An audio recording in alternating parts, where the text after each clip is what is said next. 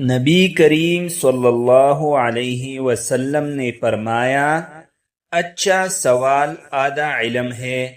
علم اسلام کا زیور ہے۔ قرآن کی پہلی وحی بھی علم کے بارے میں تھی۔ علم کے بغیر نہ دین مکمل سمجھا جا سکتا ہے نہ دنیا۔ علم حاصل کرنے کی کئی ذرائع ہیں، ان میں سب سے اہم ذریعہ سوال ہے۔ سوال کرنا انسان کو سیکھنے کی طرف مائل کرتا ہے۔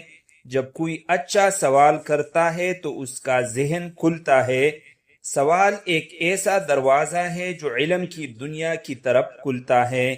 نبی کریم صلی اللہ علیہ وسلم کے زمانے میں صحابہ کرام خوب سوال کرتے تھے اور آپ صلی اللہ علیہ وسلم محبت سے ان کے سوالات کے جوابات دیتے تھے۔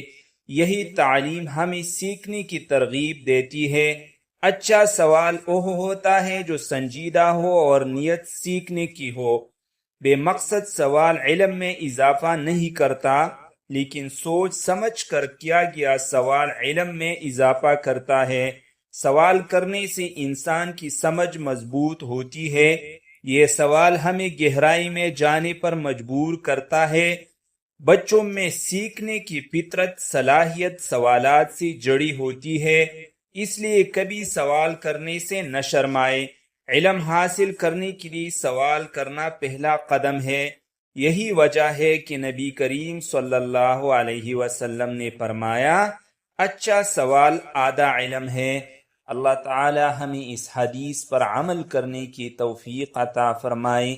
والسلام علیکم ورحمۃ اللہ وبرکاتہ۔